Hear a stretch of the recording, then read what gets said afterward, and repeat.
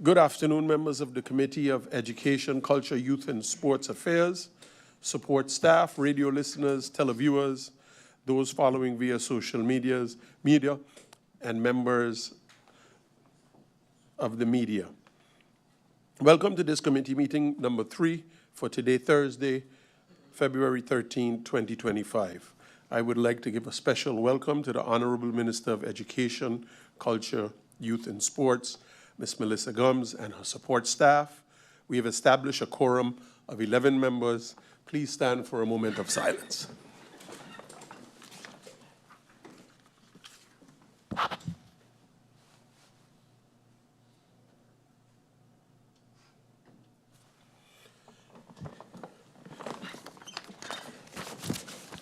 Thank you. I have received notice of absence from the following member, MP Lyndon Lewis. Are there any notifications?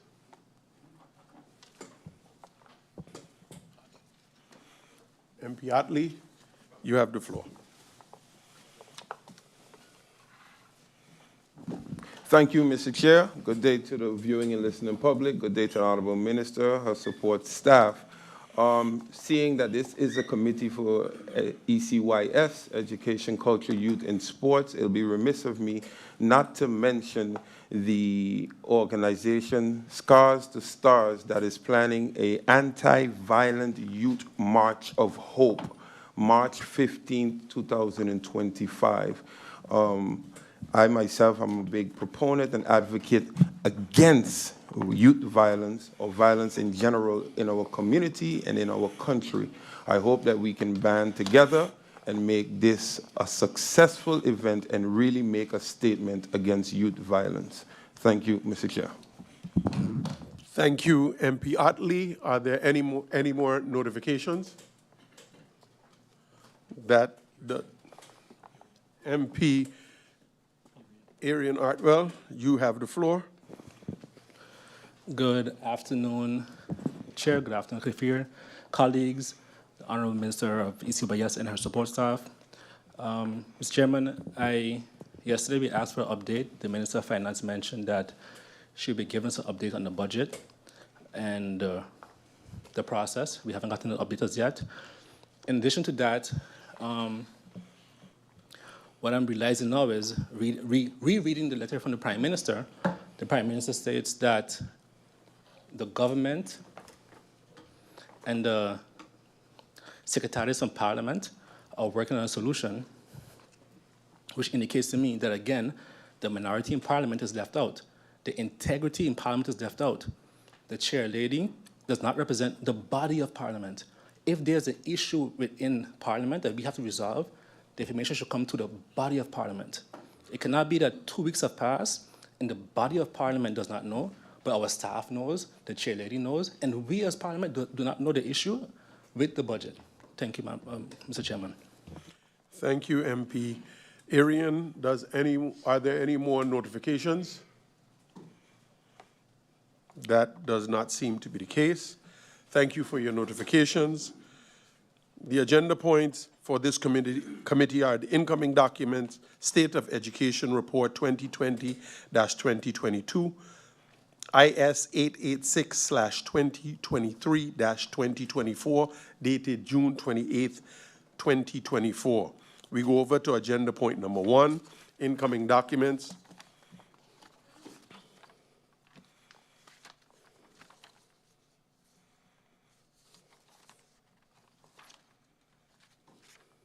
All members have received for incoming documents for the committee from IS/001-333 for this parliamentary year 2024-2025. Note that between the aforementioned numbers, no documents have come to this committee. Are there any comments on the above mentioned? That doesn't seem to be the case. There are no comments. I hereby close this agenda point. We go over to agenda point number 2, State of Education Report 2020-2022, IS 886/2023-2024, dated June 28, 2024. Parliament received the State of Education Report 2020-2022 on June 28, 2024, from the then Acting Minister of Education, Culture, Youth and Sport, Mr. Lyndon Lewis. In the cover letter, the minister mentioned that the report compiled by the Inspectorate of Education, Culture, Youth and Sport is a merged report from the academic year 2020-2021 and 2021-2022 and contains information as received from the school boards of St. Maarten. At this time, I give the floor to the Honorable Minister of Education, Culture, Youth and Sports, Ms. Melissa Gumbs, for some introductory remarks and presentation. Minister Gumbs, you have the floor. Thank you, Mr. Chairman, and good afternoon to yourself, Griffier, the members of Parliament, those joining us online and in the Tribune. Today, Mr. Chairman, I'm joined by, to my left, Secretary General Shamina Powell-Richardson, my Chief of Staff, Suzette Moses-Burton, and Head of Division Inspection, Ms. Dorothy Ellis-Lawrence. I will dive right into the presentation. And I want to make note, of course, that many of the figures you see, of course, 2020 to 2022 was a pandemic time for education, so it does reflect some of the struggles that we encountered as a country when addressing this sector on the island. In terms of data collection, I just want to take the members of Parliament and the public through the documents that are collected from each school regularly and the data that is then collated from these documents. So on the 5th of each month, a monthly statement, the ManStat, is submitted.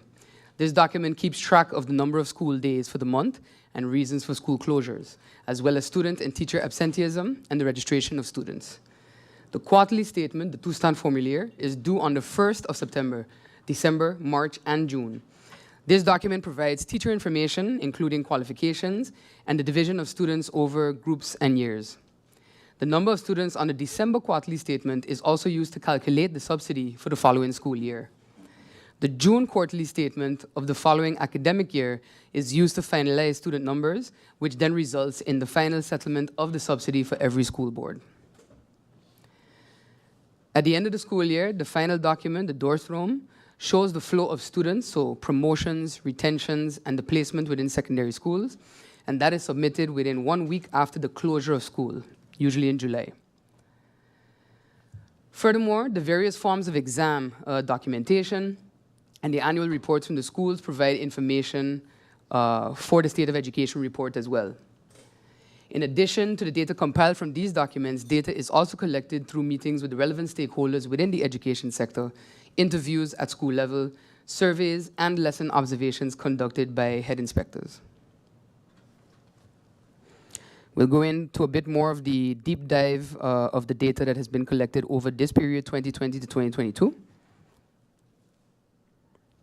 For primary education, there are 4 school boards managing 11 primary schools, of which 4 are Dutch language of instruction. Division Public Education manages 5 primary schools, of which 1 is a special education school, and 1 public school is in its final year of phasing in a Dutch language of instruction stream. We take a look at student count in primary education. In 2020 to 2021, there were 4,303 students in primary schools. This number declined to 4,094 students in 2021 to 2022. The data does reflect indeed a decline in student count across all school boards. Regarding gender parity, there was a decline in the percentage of girls in primary schools between December 2020 to December 2021, while the percentage of boys increased.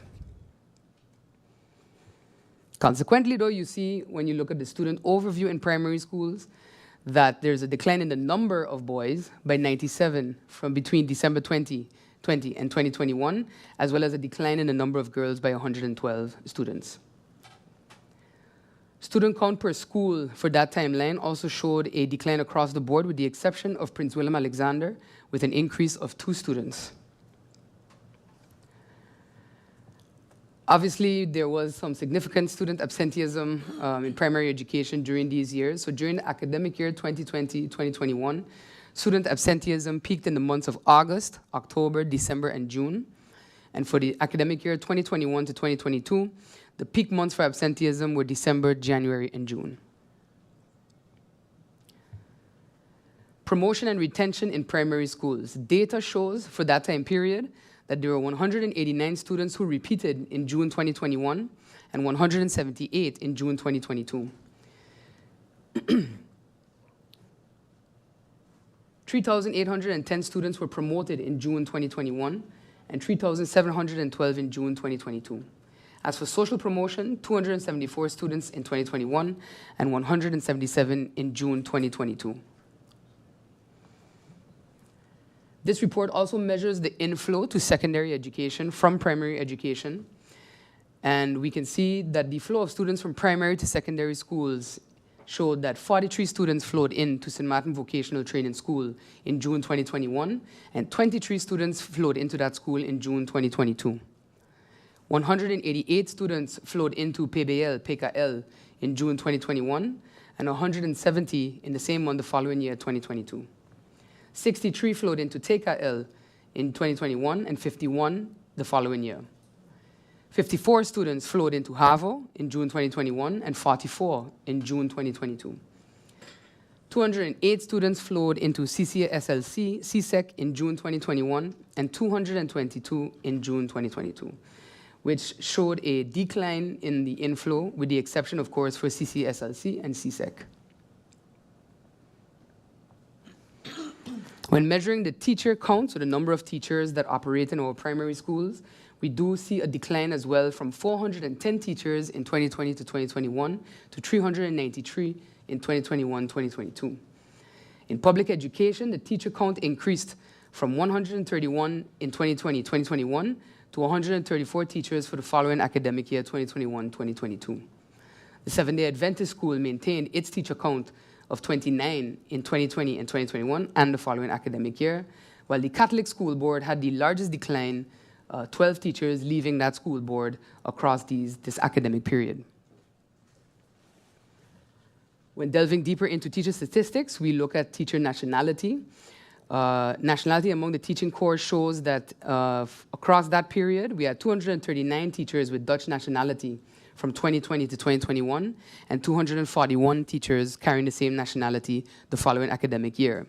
Whereas there were 171 foreign nationality teachers in 2021-2022, and 152 the following year. Sorry, 154 the following year. Teacher qualifications in primary education. In 2020 to 2021, there were 205 teachers with a bachelor's degree and 203 teachers carrying the same degree the following year. In 33 teachers with a master's degree in 2020 into 2021, and 26 teachers with a master's degree in 2021 to 2022. 36, apologies. There were 164 teachers with various credentials in 2020 to 2021, and 142 the following academic year. In primary education, 91% of our primary education teachers were female, 54% carried a Dutch nationality, and 59% possessed a bachelor's or master's degree.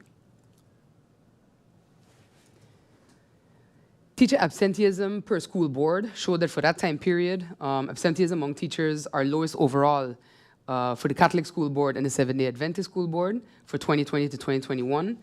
The highest rates were in the Protestant School Board, while the MAC School Board had the highest percentage of teacher absenteeism in December 2020 and May 2021.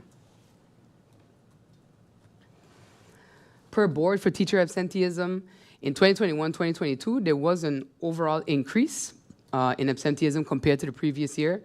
All school boards had the highest percentage of teacher absenteeism in January 2022, but we have to bear in mind as well that SARS-CoV testing, contact tracing, and quarantine measures were still in effect at that time. Moving on now to secondary education.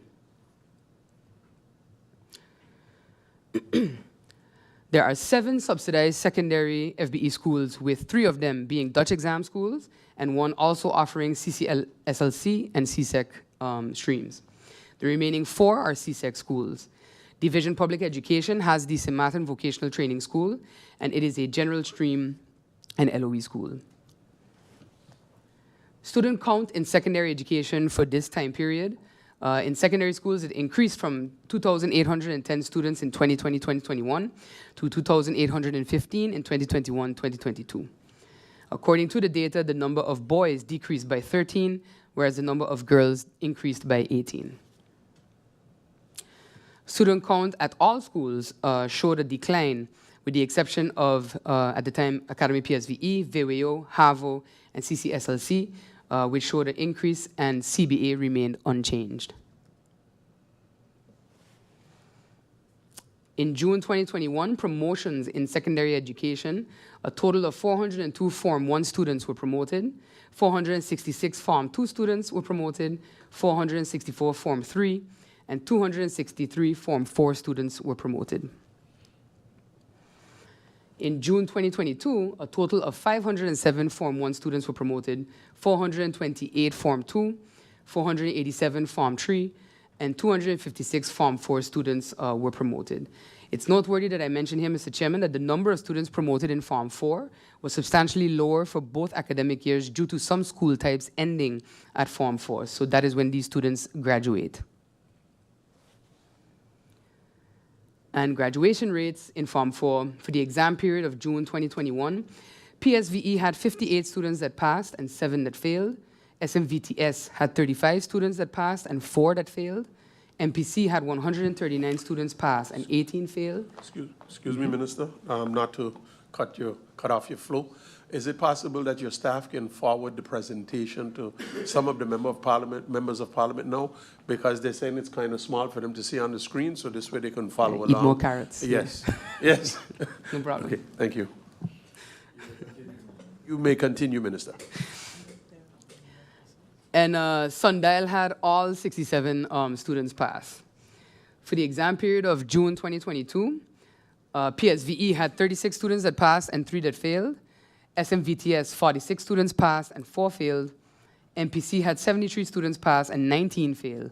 And Sundial had 36 students pass and 1 student that failed. Graduation rates for Form 5, students from June 2021. St. Maarten Academy had all 79 students pass. St. Dominic High School, all 58 students passed. Mac Comprehensive Secondary Education, all 39 students passed. And the Charlotte Brookson Academy had a Form 6 class, therefore there were no exam results received for that exam period. For the exam period of June 2022, HAVO had 34 students pass their exam and 6 that failed, and no data was received for this exam period from St. Maarten Academy, St. Dominic High School, Charlotte Brookson Academy, or Mac Comprehensive Secondary Education. Graduation rates for those schools that carry a Form 6 or equivalent for the exam period of June 2021. Charlotte Brookson Academy had 23 students pass and 1 fail. VWO, all 15 students passed. St. Maarten Academy Cape had all 36 students that passed. And St. Dominic High School's IB program, all 28 students passed. And for the exam period of June 2022 for Form 6, VWO had 14 students that passed and 5 that failed. And no data was received from St. Maarten Academy Cape or St. Dominic High School's IB program. Student absenteeism in secondary education. In 2020 to 2021, the percentage of student absenteeism peaked in the months of August, September, October, November, and June, while in 2021 to 2022, the peaks were in the months of October, January, April, and June.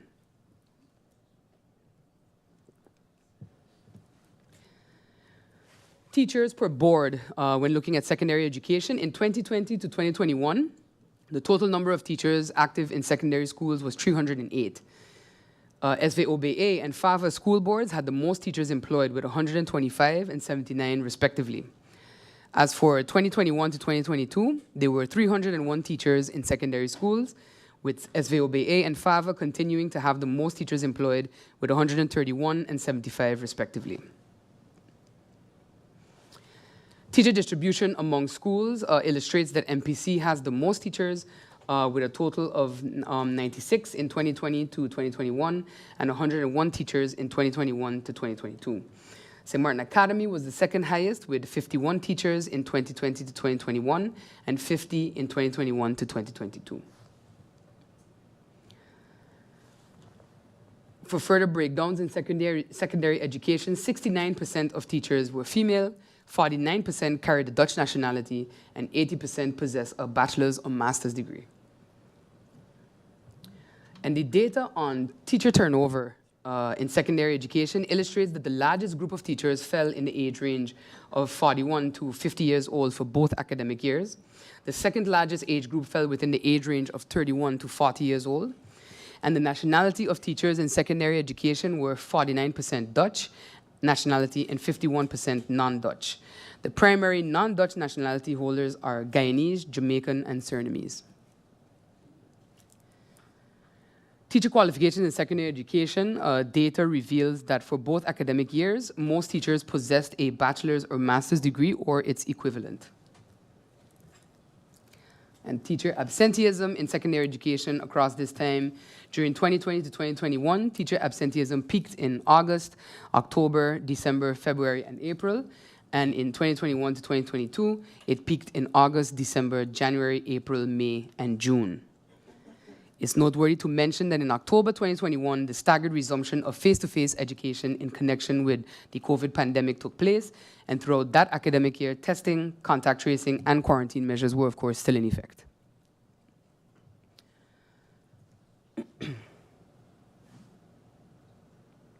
So just to take a look at the breakdown of education funding, subsidy approved for these academic years. If you look at the chart, you will see that Charlotte Brookson Academy for the Performance Arts 2020 to 2021 had a structured subsidy of approximately 1.9 million. 2021 to 2022, 2.2 million.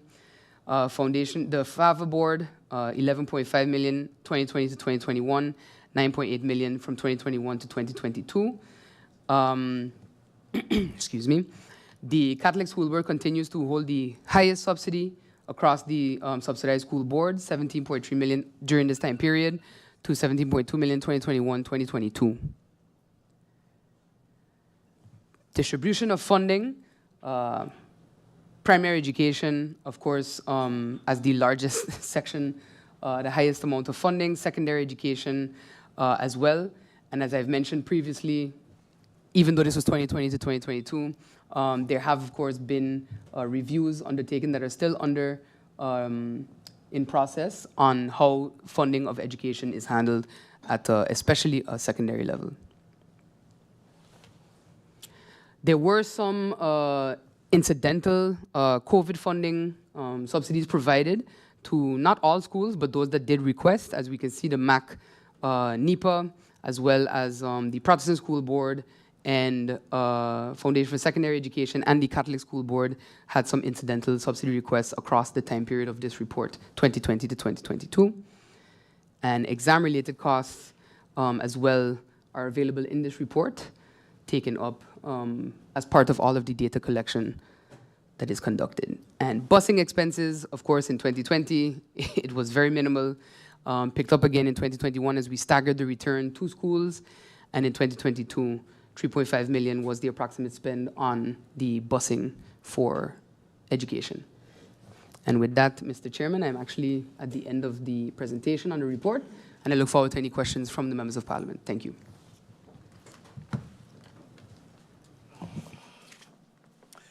Thank you. Thank you, Honourable Minister. To which member of Parliament do I give the floor? MP Sarah Westcott-Williams.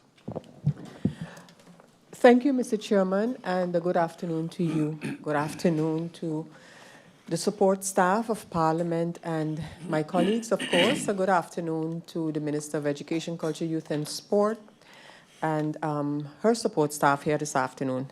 Mr. Chairman, through you, I want to thank the Minister for providing insight into the state of education for the period 2020 through 2022.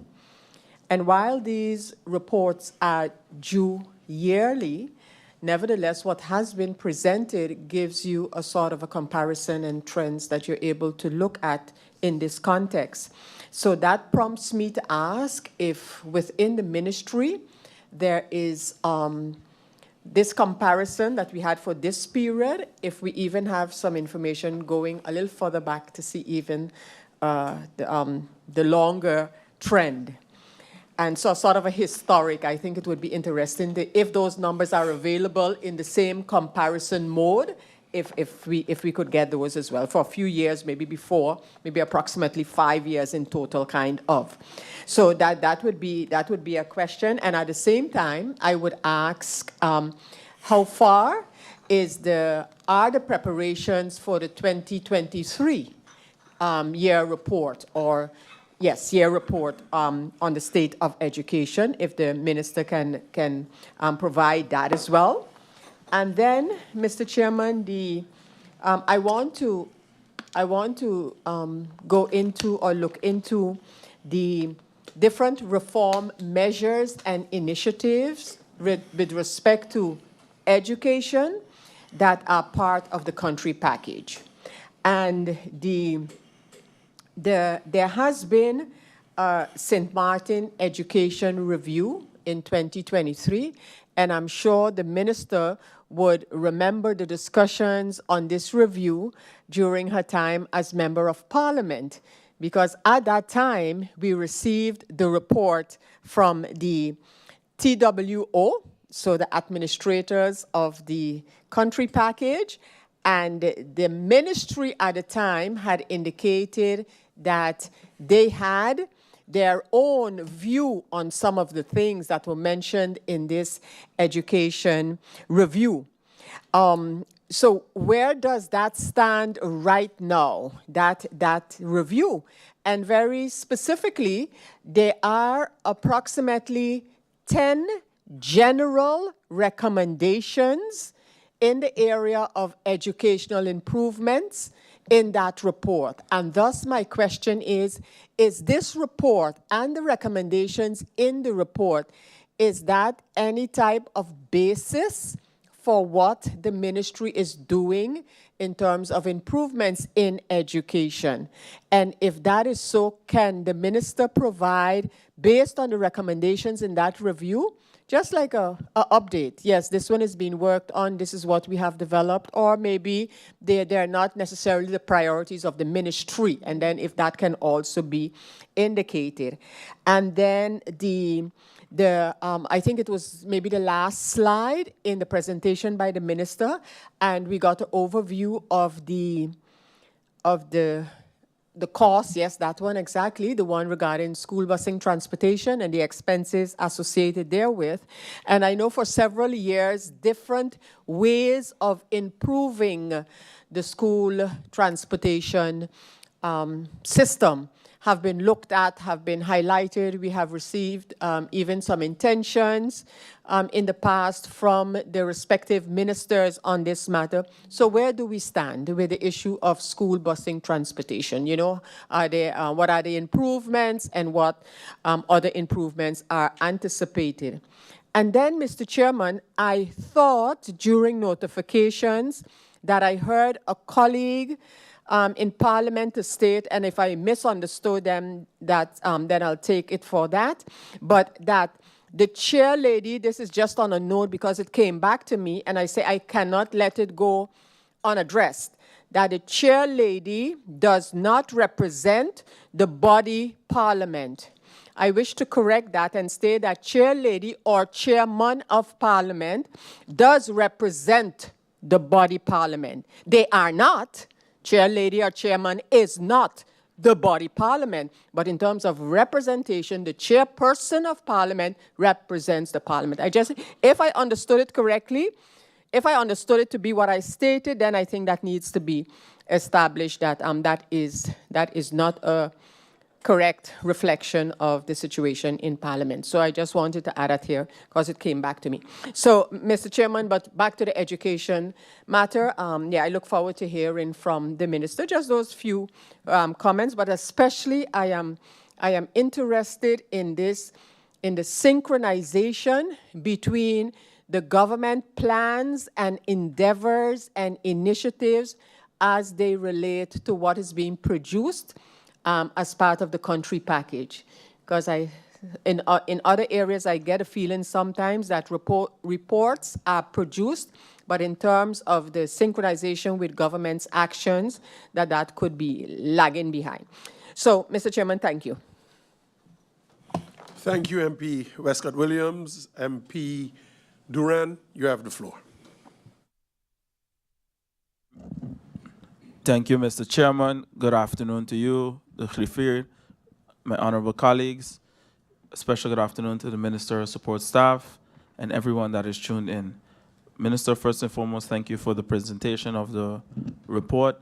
I do, however, have 3 points with regards to the report. First one being, we've seen a report from 2020 to 2022. Is there a specific reason why it takes so long to get the report? Is it something as the annual accounts that takes a while with government? Because I believe that, I understand that it was a COVID time, so maybe that could be a reason. But I would like to know if there's any efforts moving forward to get the reports sooner so that we can act quicker where we see certain things need addressing.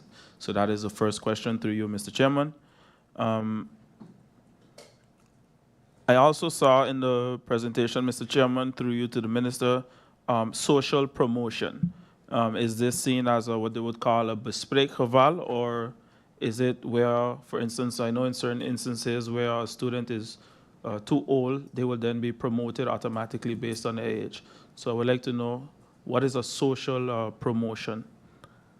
Lastly, Mr. Chairman, I know that even in the last budget that was passed, the subsidies have increased to somewhat for the different school boards. But I would like to know, without the publication of the budget 2025, how will the ministry execute the payments of the subsidies? So through you, Mr. Chairman, for the budget 2025, how will the ministry execute the payment of the subsidies without the budget being published? Does this affect the execution of those payments? With that being said, thank you, Mr. Chairman, and I look forward to the responses. Thank you, MP Duran.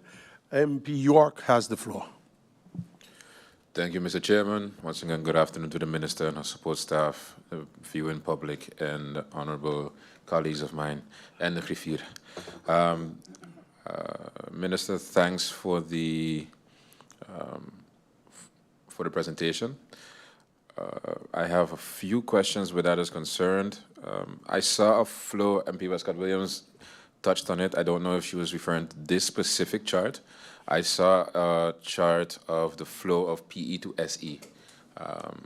Question is, would it be possible to get also the chart of the years before that, so for 2019 to 2020 and to 2018 to 2019, to get a better overall perspective of the flow of that specific chart.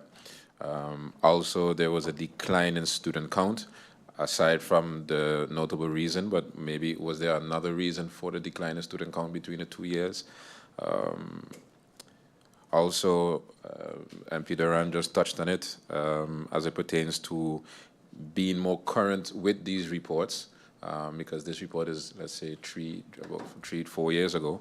MP Duran used the word sooner, but I would want to go a bit deeper and ask if there's some type of structure that we can agree on moving forward. Like, for example, if the school year finishes in June, this report takes X amount of months to be generated, and we can expect the reports every X amount of months after the school year has concluded. So we can have more of a structure moving forward here in Parliament. And lastly,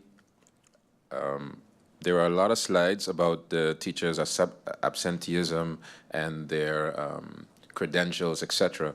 But I didn't see any slide as it pertains to the promotion of the teachers. So a slide on, hey, X amount of teachers were promoted in that a particular year, in order for us to also delve deeper into how we can stimulate promotions moving forward. So is that something that is charted? Is that something that is data is being collected? Or if not, can that be something moving forward that is collected and also implemented in the such reports moving forward? And that would be it for my questions. Thank you, Mr. Chairman. Thank you, MP York. MP Jansen Webster have the floor. Thank you, Mr. Chairman, and good afternoon to the Minister and her support staff and my colleague MPs. I also would have liked to see the historic data. So we've seen now 2020, 2021, but and also I would also like to know when can we receive the 2022 until 2023 at least, because it's always good to do the comparisons. So for that reason, something stood out for me: the number of teachers who do not have the Dutch nationality. I know that having worked, having led the Ministry of VSA for labor, every year there is an issue with work permits for the teachers. So at the time, what we did was we put a group together, and so that the teachers, the school boards would be able to submit the necessary documentation on time. So I just wanted through you, Mr. Chairman, to remind the Minister of this so that it can be done on time, because you wouldn't want that when the school year starts that you have schools who are lagging behind because they cannot bring in their teachers. It happens every year, I understood. So I just wanted to mention that so that that committee is in place on time, to ensure that we have the teachers that we need, because we see here that, especially for some schools, the majority of the teachers are non-Dutch, and some of them require work permits. Then I have a question about agriculture. We have met with the Committee on Agriculture. We spoke to people from the agriculture industry, and they have spoken about having agriculture in the curriculum in the schools, and I wanted to know through you, Mr. Chairman, if the ministry is looking at that at all, and in what year maybe it would be possible to add agriculture to the curriculum, or maybe it's in there already, if you can let me know. And also, I know that tourism as well, being our main pillar in our economy, there was some requests to have tourism added as a subject in the curriculum as well. I know it's a lot, but these are things that came up. Now, regarding the presentation in general, I must say that I would have liked to have seen more information. When I see the state of education in St. Maarten as a topic, I would have liked to see how exactly our children are doing. I know we've seen, okay, so many graduate, etc., and so many move on to high school, but I would have liked to see the basics, how we're doing. I don't know if you have that information. I would hope that you have it, and if you do, if you could send it to Parliament, because basic things, reading, writing, arithmetic, we meet here with students, and I can tell you that when we look at what they write down, sometimes you wonder like what grade they are in, and I look back at, okay, last time I was in school is like maybe 40 years ago, to give away my age, but the level that we were on at that time with reading and writing, it would be good to see if it's documented, how it progressed over time, what is really the state of our education in St. Maarten, not just this, but more in depth, if we could see how our children are doing, that way you can do corrective measures. And it's not an isolated issue of looking at just how they're doing, but I think that there are a number of factors, because coming from the statistics department as well, and having led the census, we know that there are a lot of people that English is not spoken at home and English is not their first language. So what that brings with it, with an English or Dutch education, the parents cannot help them. Some of the children do not speak, not even English. So my question through you, Mr. Chairman, to the minister is, and this is a question that when we met the students today, the students asked the mock minister, so that's why I'm going to ask the minister through you, Mr. Chairman. What are schools doing to assist children who cannot speak the English language? Because we have compulsory education, so they have to come to school. They're in school. They do not understand the English language. They do not speak. They do not understand. They cannot write. What is being done? Are those children then left behind? Do they end up in certain high schools, whereas let's say their intellect is, were they able to understand the language, they would have been in a different school? Like, is there a program? What is being done? And yeah, does the ministry have funds for this? Has this been identified as a problem? Maybe it's not a problem, but I spoke to some teachers and they have indicated that it's not an isolated issue. It is something that is happening in our schools, that we have students who do not understand English. So what is being done with that? Those are my questions for now. Thank you. Thank you, MP Jansen-Webster. MP Otley, you have the floor. Thank you, Mr. Chair. Mr. Chair, while I, of course, read the agenda point, it says data for 2020, 2022. However, data for me is not just numbers. I would have liked to see at the end of the presentation the minister's plans to improve said data, and that is missing. I just saw a screen full of numbers, and while the numbers are important, it missed the gist of what the minister's plan. And to the Honorable Minister, through you, Mr. Chair, also, is there data on literacy, numeracy achievements, data on special needs schools, data on curriculum reform? What are our kids failing with? What percentage of our kids are failing due to, whether it's mathematics? See, I've always said one of my favorite quotes, and I repeat it: if you judge a fish on the ability to climb a tree, it'll go its life thinking it's not up to par. And that's because we have a one-track curriculum. And I have a master's degree in civil engineering, but when my car breaks down, I have to go to my friend who doesn't have a high school diploma that fixes my car. And I say that to say this: he is skilled, but had he known his talent and his skills before being conceived or judged as not up to par and not being able to graduate, because I see in the presentation given to us, there's also a section where some students do not qualify for exams. He was one. If we adjust our curriculum from early, then we would know who have skills with their hands, who have mechanical skills, and where we can adjust and send them before time.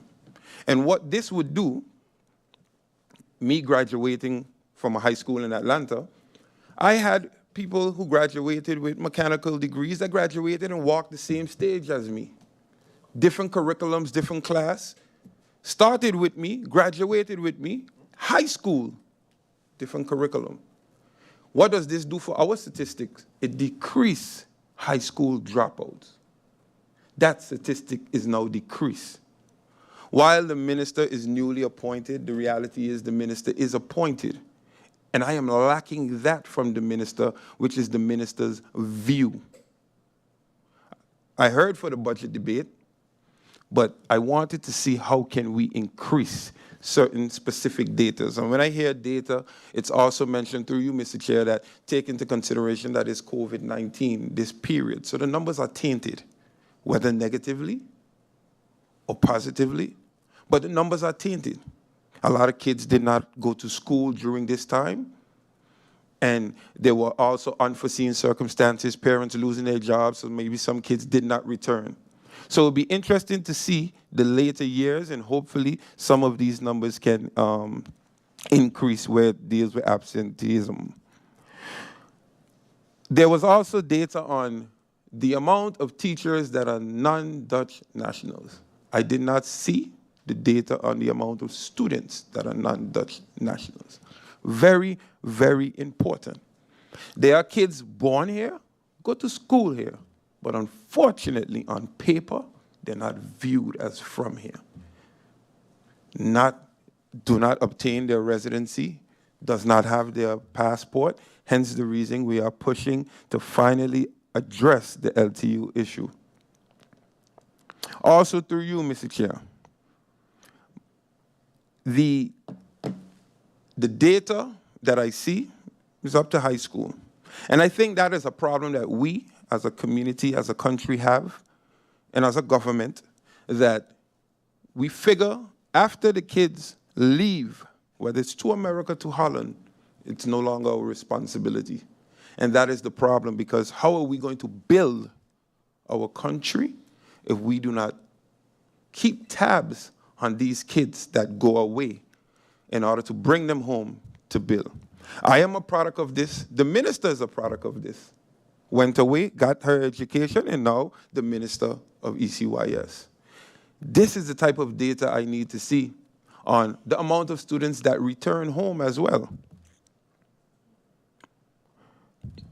Through you, Mr. Chair, I think one of the colleagues touched on the school bus.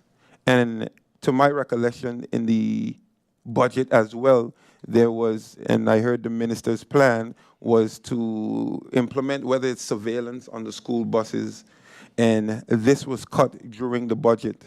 Correct me if it's wrong, and Minister, is this a part of the amendment to come later, whereby we see many school bus fights? We saw the other day a student and a bus driver was in a fight. We had a situation months ago where there was an accusation against a bus driver, sexual accusation. The former minister handled it, but all of these are accusations whereby sometimes it becomes your word against my word. So the rest of the world, we see on the school buses, there are surveillance cameras that keeps our kids safe. What is the plan? I also hear about the TWO report, and I want to remind the Honorable Minister through you, Mr. Chair, TWO works alongside you. So you carry out your plan through you, Mr. Chair, and the TWO works alongside the minister. So regardless if the minister is new, if the minister has a plan that the minister wants to carry out, stand your ground and carry it out through you, Mr. Chair.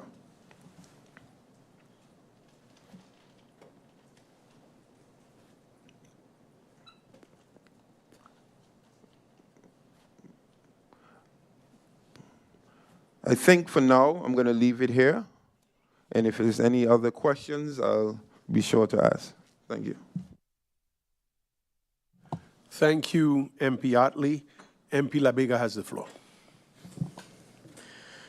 Thank you, Matt. Thank you, Mr. Chair, Sir Chair. Thank you to the Minister of ECYS and her support staff. Through you, Mr. Chair, I'd like to inquire the failure rates for the lower forms. I see that in the presentation they have form 4, 5, etc., but I think it's very important to see what's the rate, the number of some of the lower forms, their failing rate. Also, as MP Utley alluded to, what specifically are they failing in? Math, science, English, Dutch, etc. And what is the exact criteria for passing and failing? Is it the same throughout all the schools?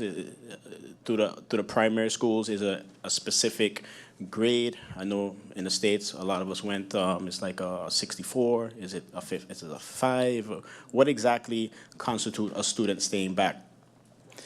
And also, for students who stay back, if they just miss the mark by a small margin, is there a possibility for them to go to summer school, take a course during the summer? I notice in Maarten, summer is not as long as some other countries, where in America you have 3 months off where you could take classes.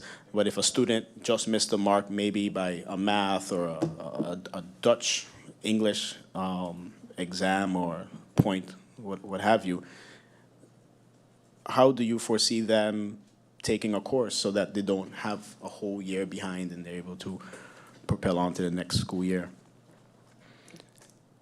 And that will be all. Thank you. Thank you, MP Labega. MP La Cruz, you have the floor. A blessed afternoon, Mr. Chairman, SG, Minister of ECYS, your support staff, my fellow colleagues, and those listening and watching via all social media. Mr. Chairman, even though we did not come together as a faction to put our questions together, I could not have said it better when my fellow colleague, MP Hartley, mentioned that what we missed from the presentation was solutions to the problems that are now on this paper, in this report. When it comes to truancy, I know that is a big problem. And through you, Mr. Chairman, I'd like to suggest a couple things to the Minister of ECYS, the real Minister of ECYS. And the first one is, if the minister could sit with the Minister of Justice and come up with a plan on how to speed up the process for the documentation for the foreign teachers that are here or are invited here for themselves and their families. This is a burden, a stressful situation for a lot of the teachers, that documents spend months and months in justice being awaited to be approved. And these teachers cannot even, once arrived here, they can't even leave for Christmas and spend time with their families that are away. And that is something that definitely frustrates the teachers. And as I saw in the presentation, we have 152 of those. Then, Mr. Chairman, to you, also, I saw the report, and I would have liked to see maybe 2016, 17, 18, 19, 20 in one presentation, so we could actually see what is going on, because in this report we only see this year, or the year that is presented, 2021, 2022, or 2020 to 2022. And I can't understand if these are numbers that have to be given on a monthly basis, and especially with truancy, and I know that myself, that it takes so long to have these numbers to the education department so that these reports could be put together. Are there any consequences to that? Because I know some schools move very lackadaisy about it, so the information comes whenever they feel like sending it. Then, Mr. Chairman, again through you, how exactly are the subsidies distributed or divided among the schools? What are the criteria for this? So is it how much students pass? Is it how much students write into the school? What are the criteria to that? Because I have a couple ideas, but I'd like that information first before I bring that forward. Then, again, one of my colleagues mentioned about the students that don't speak English. And I am aware, I don't know if the school still exists, but there was a school from Teacher Claire, that's what they called her. And I've seen students that got here, could not speak English, got into Academy PSVE after doing 1 or 2 years by her, got into Academy PSVE, and then went to the academic side of Academy and graduated valedictorians. So the language was a problem, but through this school, there was a upvang. So I haven't seen, and I don't know if that school receives any subsidies, but seeing that we have a compulsory education, I do think that this is something that the minister should look into, because they are eventually, they're still our kids and we have to deal with them. Then, yep. So again, just maybe a short presentation of the problems that the minister has seen and what are her plans and solutions based on just this report. That would be nice for us to sit down and deliberate and come up with ideas. Thank you, Mr. Chairman.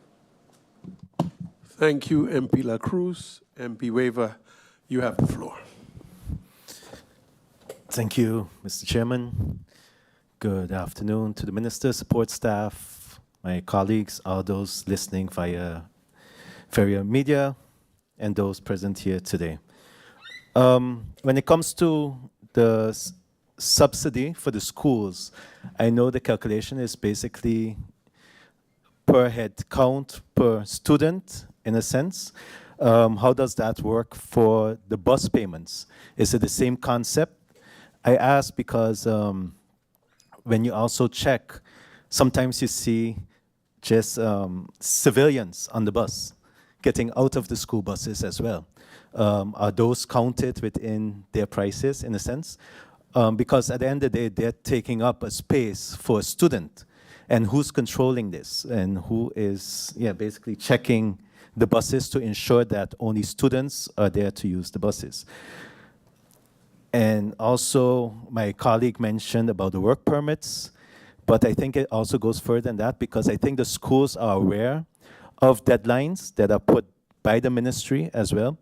And also, one of the issues that comes across every year is also the evaluations of the foreign teachers that need to attend the schools.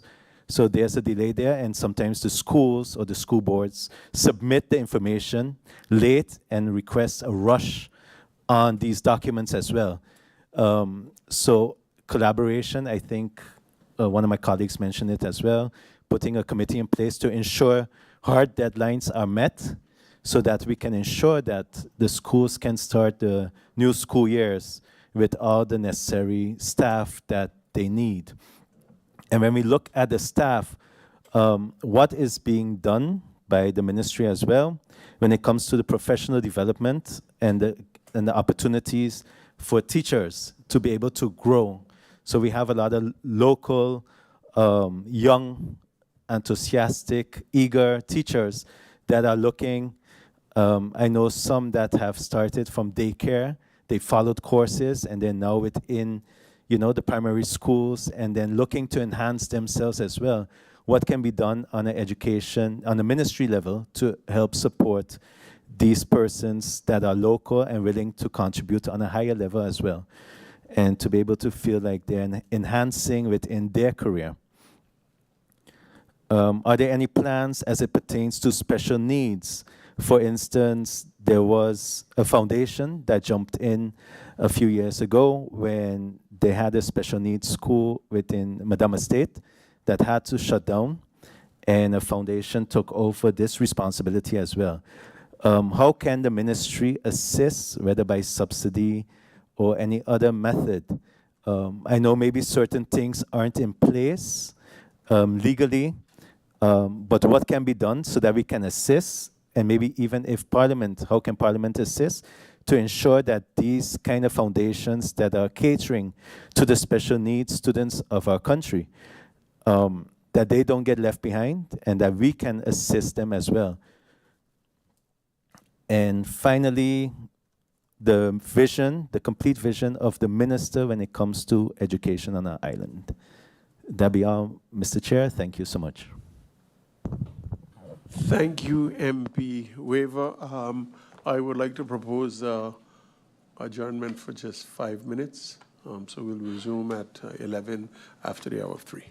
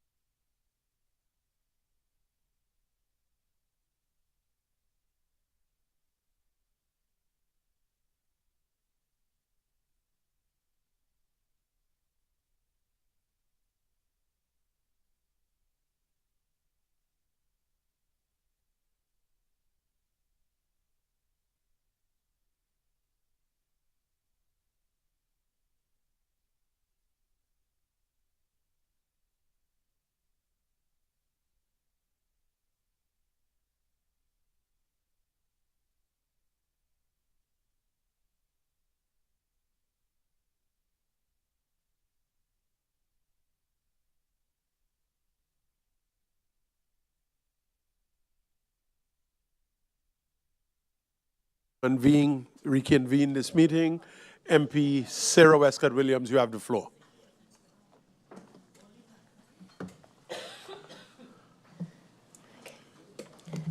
Thank you, Mr. Chairman. And Mr. Chairman, I just staying on the topic of this country package thing and what they're doing and how these plans align with government's plans and visions. I just would like to know from the minister. There is also this report that, not really a report, but it gives a sort of a synopsis of the early childhood development centers. And it has been determined, according to that particular item in the country package, that there is no seamless transition from early childhood to, of course, kindergarten, elementary, etc., etc. And there is a plan, there is a proposal to deal with that specific matter. Can the minister inform if there's any progress where that is concerned? The focus, again, is on early childhood development and the centers that provide that service to our very young. So if, again, government's perspective on the matter of early childhood development as far as it relates then to getting into the further streaming of education. And then, Mr. Chairman, from the information that the ministry has, and I guess the background information to the minister's presentation, where do we stand in terms of the pool of teachers? Is there any feeling of, at any level, a shortage of teachers? Or are we kind of over that hump, which was a reality some years ago? So where do we stand with that? And then that brings me to being able to ascertain what our teachers training course has done for providing teachers on the island. Is there, could that link be made in any way or fashion? And tying into that same question about teachers, there was a possibility where the teachers' education is concerned that some years ago it was the possibility was created that the applicable financial study financing criteria would be waived where the teacher's profession is concerned. So the study for teachers, the criteria for study financing was waived in favor of giving more persons the opportunity to study for teacher. Is that still in place? And that ties into my previous question. Is it even would it even be necessary to have it? So, yeah, Mr. Chairman, those two questions I wanted to add to those that I already asked. Thank you. Thank you, MP Westcott Williams. MP Otley has the floor. You have the floor. Thank you, Mr. Chair. Through you, Mr. Chair, I have one more question that I forgot. The Honorable Minister of Education brought some amendments during the budget debate. We are hearing all this back and forth of the budget. I just want to ask the Honorable Minister of Education if she's aware. I hope that none of these issues that we are speaking of fall within your ministry. So my question is, are the amendments safe? Because I really hope so, since we're here talking in the Education Committee. Is everything kosher with the amendments that was brought forward by the Ministry of Education? Thank you. Thank you, MP Otley. MP Arian has the floor.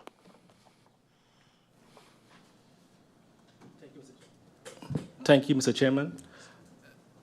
At the end of this presentation by the minister, thank you, Minister, but at the end of your presentation, I turned to MP Duran and I said, what I'm missing from this presentation is the position of government. I even asked him, like, who requested this meeting? Was it the minister? Was it a member of parliament? Because why are we here today? All of us are here to read a report. So for me, it's lacking, what is the position of the minister or the ministry? What do you want to accomplish with this report?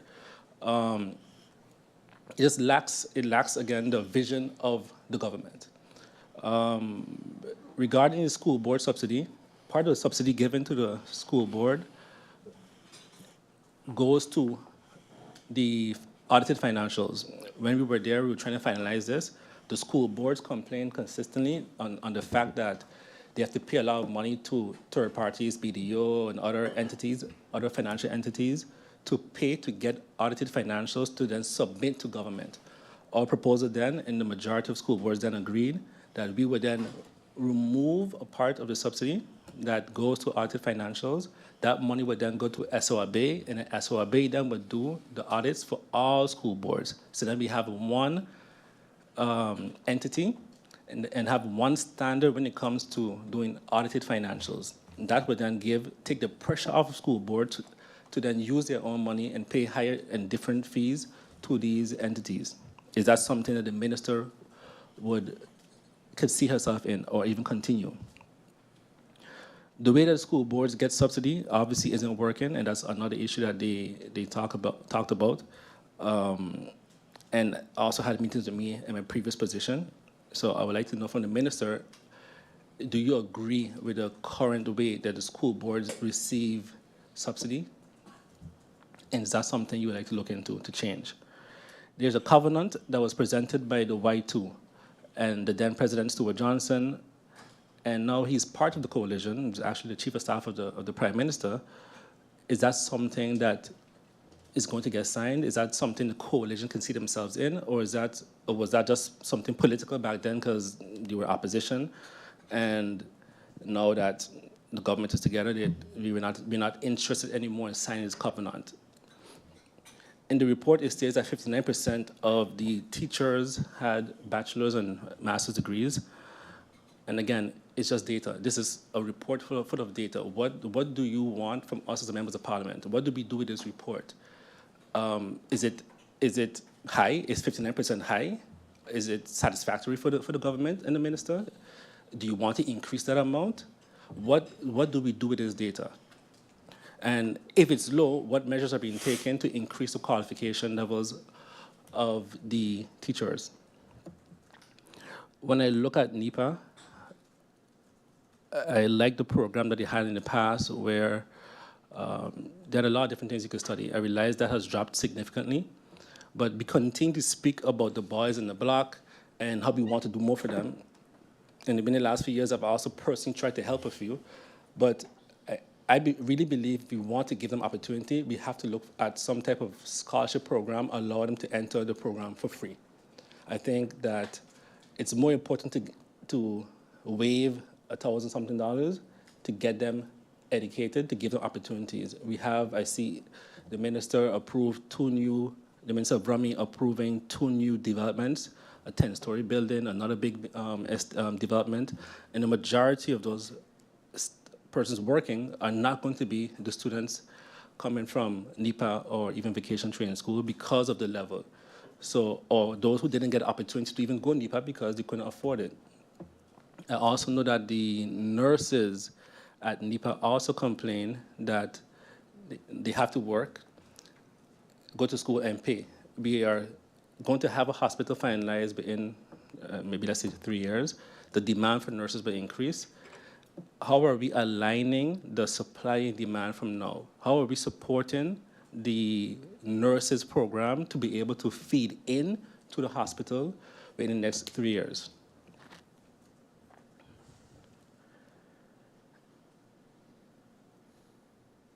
Mr. Chairman, I'm happy that the chair mentioned, or let's say corrected me regarding her position and representing the body of parliament.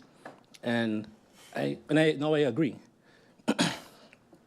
Because when the chair and the secretary general goes to the government building to meet the issues regarding the budget, then you should come back to parliament and report to us.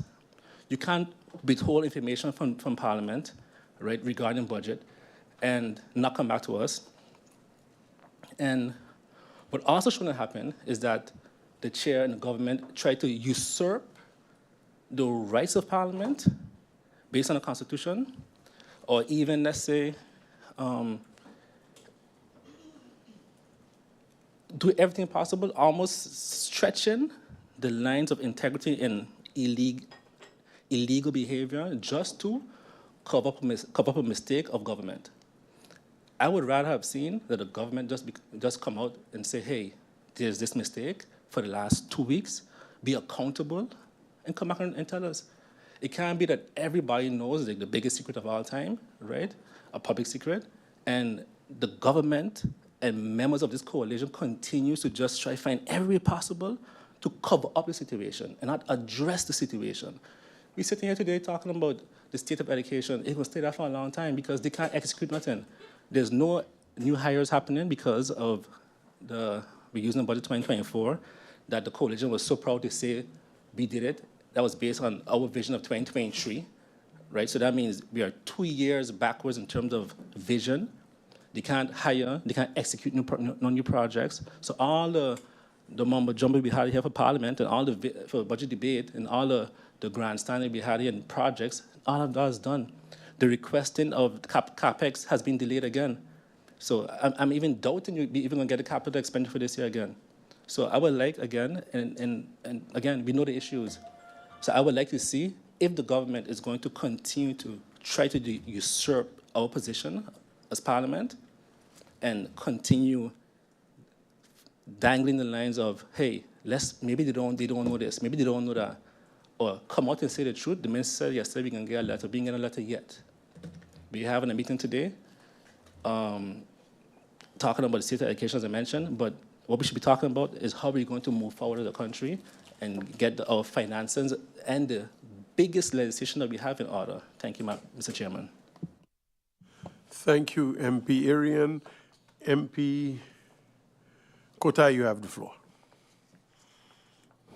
Thank you, Mr. Chair. Good afternoon to all viewing, my colleagues, and thank you for the Minister and the staff for presenting to us today. Just quickly from my side, I'd like to chime in on the fact of our current digital exposure within our youth. So while digital devices play a significant role in learning, in the living of children and also adolescents, overuse of these same devices has become a large concern. As MP Webster also voiced earlier, her concern on the reading skills of our same youth.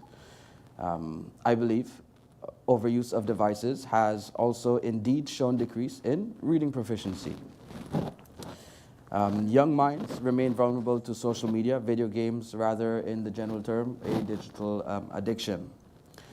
Globally, there are studies pointing out to the increase in social anxieties and higher depression rates due to this.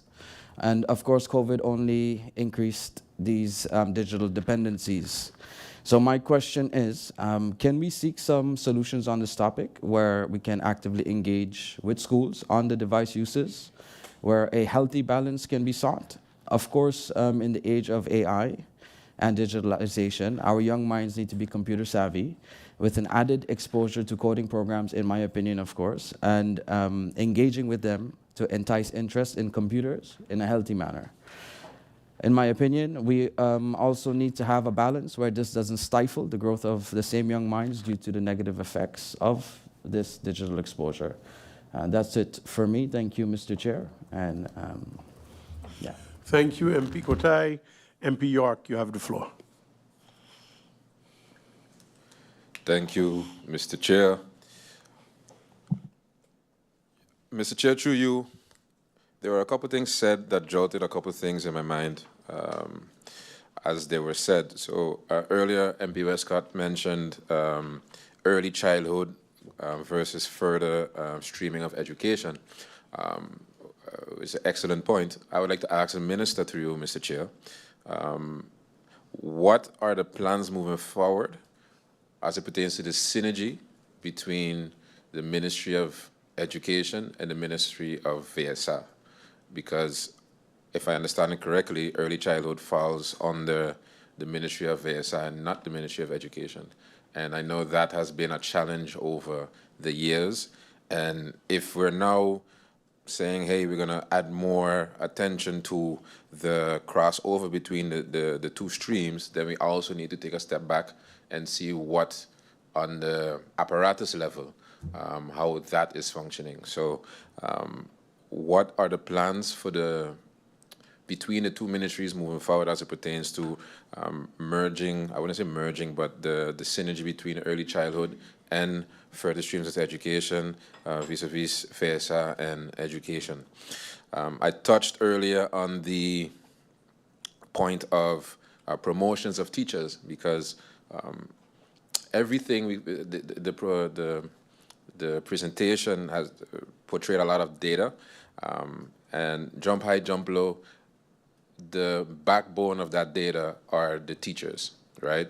And so when I ask for, hey, what if we can start showing the graphs as it pertains to the promotion of the various teachers, I would also like to know what are the steps being taken to make that process, to take that process to the next level. Because right now, if I understand correctly, there are different tiers, especially on the primary school level.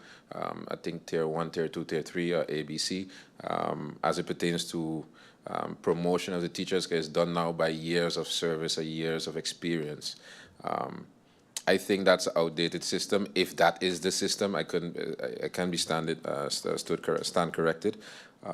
Because right now, if I'm a teacher fresh out of school, right, and I hit the ground running, and in my first 5 years, I further my education, I become a specialist, let's say, in special education, I still have to wait on the current system whenever that tier says I could take the next step forward.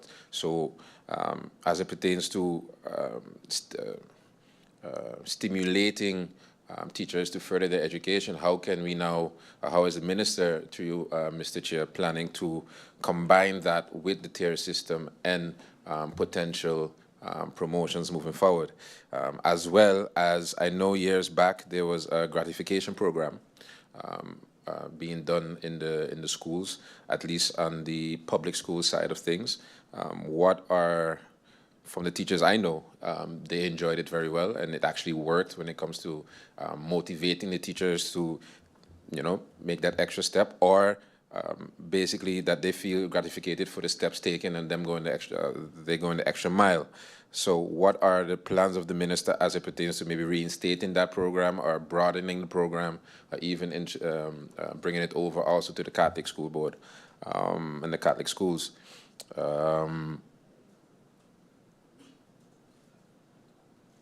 Also, through you, Mr. Chair, we are here discussing data, but again, the data of the teachers, I find, is could be a bit more broad, because I know there's also data collected as it pertains to satisfaction of the teachers. I know it's not every year, but does the minister, through you, Mr. Chair, plan on doing a survey like that every year?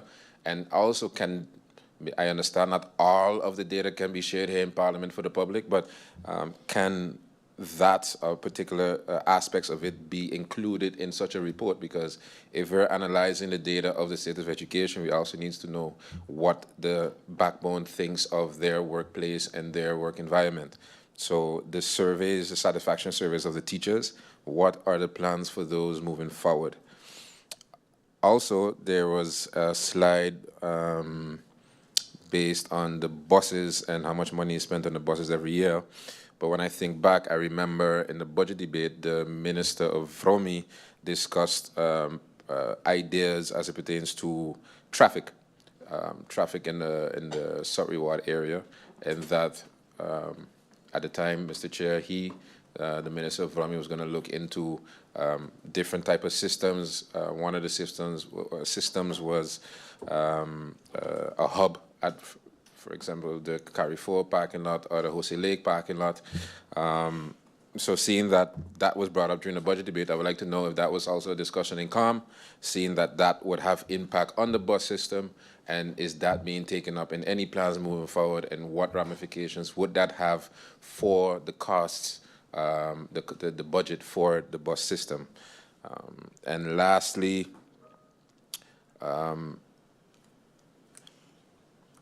my colleague MP Irian touched on the NEPA. I would like to know, moving forward, the synergy between NEPA and study finance.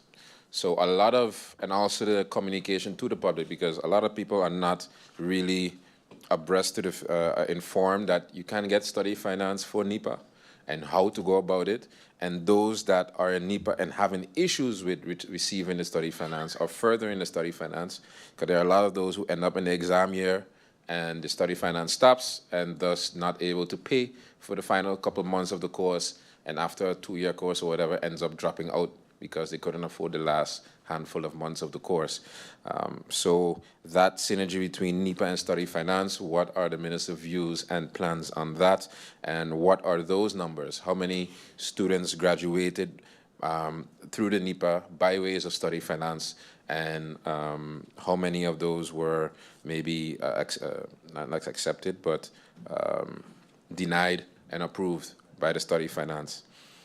And that would be it for my questions, Mr. Chair, and I await the answers from the minister. Thank you. Thank you, MP York. MP MP Janssen-Webster, you have the floor. Thank you, Mr. Chairman. I just had some additional questions because going through the document, I did not see any information from the private schools. I did see in the abbreviations, I did see LU explained, but I was wondering if the private schools also have the obligation to report to the Ministry of Education, and if those numbers could be included as well so that we could see how they are doing compared to the other schools. And then I know that at least one of the private schools has a focus on STEM education. One of my colleague MPs mentioned STEM education, and there's a lot of talk about digital divide amongst the students who has access to computers, etc.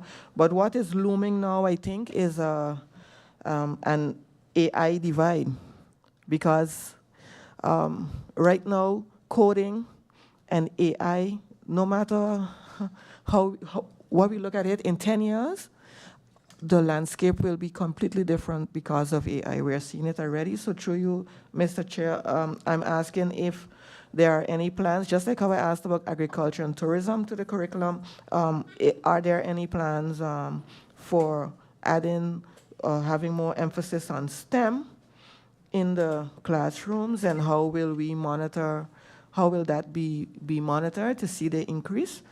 And then, dovetailing on what my colleague MP Arian stated about the need for people in the construction sector and the nursing sector with diplomas who are accredited. This, to me, this also counts for the tourism industry, because seeing the requests for work permits and seeing the figures, again, from the census, we know that 80% of the construction workers on St. Maarten and, 80% of tourism workers actually are not born on St. Maarten. And a lot of them require then labor permits, etc. So there are labor reports. I think that there are at least 3 labor reports, and there is an interface between labor and the education department. So I'm asking if the Ministry of Education is working together with the ministry in charge of labor in seeing how, through education, we can bridge that gap in the workforce that is needed and will be needed for St. Maarten in the coming years. And again, not want to talk about the olden days, but we used to have the LTS and the MTS, Lagere Technische School and the Middelbare Technische School, and those schools gave us our certified technical workers. Now we have NEPA and vocational school, but how many carpenters, masons, bricklayers, etc. are we churning out? Because without us having people with those certificates, we won't have the workforce, which in turn will lead to the immigration issue and having us to import more people. And when we want to import people to do this work for us, we are requesting that they have these diplomas. But what are we doing? Not for now. I am seeing this as a mid to long-term plan at this moment because I don't think we have enough of it. But what is a timeline? What is the ministry looking at as to when we will be able to develop young people to fill the void in these areas, in the technical areas, in our workforce? Thank you. Thank you, MP Jansen-Webster. MP Weaver, you have the floor. Thank you, Mr. Chair. On September 15, 2024, I know that the former minister received from the ministry that the inspectorate carried out a comprehensive assessment of all public schools, including the St. Maarten Vocational Training School. Could the minister provide us with the results of this assessment? Has anything been done based on the report? And also, could we, meaning the body of parliament or parliament, receive this report if it has not already been given or sent to parliament? And also, I hear a lot of my colleagues mentioning about the state of the reading comprehension, mathematics. I do recall a few years ago they had the EGMA. What are the plans with that? Because that was initiated by the NRPB at the time. What is done with that? What will be the future going forward? Is there also budget for it moving forward? And what are the plans of the ministry? Thank you. And also, if those results from the EGRA and EGMA could also be given to Parliament as well, or maybe a presentation, kind of to, because there's a lot of questions that I'm hearing from the members of Parliament wanting to know what the level are in our primary schools pertaining to this. Thank you, Mr. Chairman. Thank you, MP Weaver. MP Shamira Roseberg, you have the floor. Thank you, Mr. Chair. Blessed day to everyone. Blessed day to the minister and her support staff, also to my colleagues here today, and everyone that is tuned in online. Minister, first of all, thank you for the presentation and the PDF so that we can review where we are currently. That being said, I would like to know, through you, Mr. Chair, I know there is pending legislation. I know that the ministry has been actively busy with the pending legislation. Are we up to date with the legislation? And I'm referring specifically to the amendment funding degree LB bekostiging onderwijs. Supposedly it should be finalized the second quarter of 2025. Are we still on that page? And then in regards to the draft and the finalization of ministeriële regeling voor onderwijsraad, where are we with that legislation? Also in regards to, I know the study financing, I think I can remember that that is also pending. Are we on schedule with that law? And then in regards to the draft and finalization, ordinance education supervision, I can remember that the ministry was also busy with that. So I just would like to have a clear time frame where we are with the legislation, just to have that clear. Other than that, I am aware that a lot of children currently go to school without having a breakfast, and that affects their education as well. Everybody knows when you did not have any breakfast, you cannot focus. I know that the Ministry of VSA was busy with the breakfast program. I know the Rotary Club is also sponsoring breakfast programs. I myself am assisting. I know there are others as well, but my question is there any collaboration between VSA and the education department to make sure that there's a structural breakfast program in place? Other than that, I'm also aware that there are a lot of youngsters currently being expelled from school and not being able to return back to school, while the law states that education is compulsory, how is the ministry making sure that that takes place? Because I had in several instances through my other job have been made aware of the fact that a 14-year-old, 15-year-old, 16-year-old is a dropout because of the fact that the school does not want, no school wants to accept him or her anymore. And that is against the law, of course. So my question is, what is the ministry doing about that? Is the ministry aware of that? And what is the ministry doing about that to make sure that every child between the age of 4 and 18 can go to school and will go to school? And in connection to that, inspection-wise, how far are we to make sure that the law can and will be enforced, and also that the parents are made aware of the law and also the consequences of not following the law, because the law makes it clear, of course, that the kids between the age of 4 and 18 must attend school, but also there are consequences if a child does not attend school. And I can remember that in 2018, I think, the public prosecutor office, the police force, and also the inspectorate, they made it clear that brought the law awareness to the community, and also made it clear that if you do not follow the law, you can risk a fine and our community service. So my question is if the ministry is thinking about maybe starting a campaign together with the law enforcement, again, to make the community aware of those consequences. Those are my questions for now. Thank you, Mr. Chair. Through you. Thank you, MP Roseberg. MP Duran, you have the floor. Thank you, Mr. Chairman. I have a few follow-up points. Minister, through you, Mr. Chairman, I brought a proposal for a policy change within the ministry with regards to children that are making 4 after October. The response was that the ministry is already busy with it and it will be ready by March. We're now 2 weeks into February.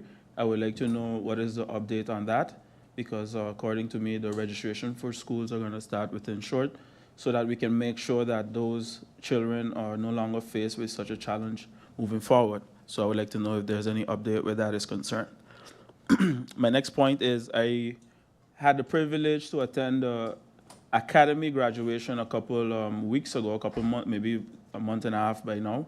And what stood out to me, Minister, is that we have a lot of great students doing great things. Some of them even passed the highest among 30-something thousand students that took the exam in the CECYSA. Some, a good bit of them were in the top 10 as well. So I would like to know, is the ministry, or has the ministry ever thought of, let's say, for instance, subsidizing schools that are excelling more in terms of getting better results for our youth? Because, I mean, if something is working, I believe that we need to put more into it. I mean, I personally went to Milton Peters College, so I believe that we need to either follow the formula or try find ways and means to enhance the quality in the other areas so that we can have that same success rate. Has this ever been thought of? Is it a possibility if it hasn't been thought of? And how do you envision something like this working? Mr. Chairman, through you to the minister as well, because, I mean, right now, this is the person that represents the government in this room. I know my colleague Irian spoke about this potential seemingly cover-up that is taking place with the budget.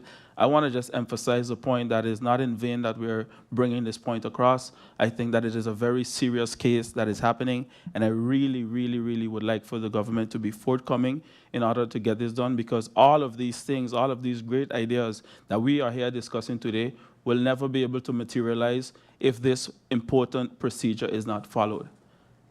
So again, I would like to emphasize that point, and I look forward to the clarifications and responses to the questions posed. Thank you. Thank you, MP Duran. It seems like we've come to the end of the questioning by the MPs. Minister, excuse me, 2 minutes? Okay. I'll adjourn for 2 minutes.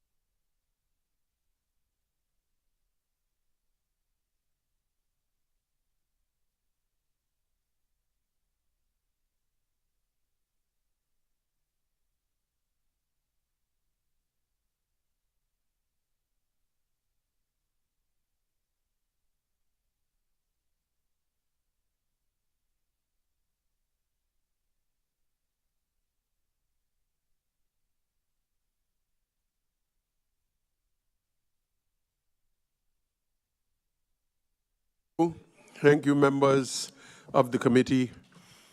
The Minister of Education, Culture, Youth and Sports has informed me that she will be able to come back to Parliament and to the committee in 3 weeks to answer the questions by the members of Parliament. As such, she's also asked for the floor to give an elucidation as to why it will take 3 weeks. Minister, you have the floor. Thank you, Mr. Chairman, and I thank the members of Parliament for their questions on this 2020 to 2022 State of Education report. Mr. Chairman, next week we are in Parliament for the Higher Education Ordinance, which of course is a high priority for myself and the ministry. And then the following week I begin school visits to the public schools and the subsidized schools, along with the ministries of ROMI and VESA Inspectorate, to basically start assessing the state of the schools, including pending school sites such as Prince William Alexander in Retreat Estate. So with that, and that schedule has pretty much been set. So with that, that is why I've asked for a return on the 10th of March, because that is when the school visits will conclude, the week before that. Thank you, Minister, and I hereby adjourn this meeting for the next, until the next 3 weeks.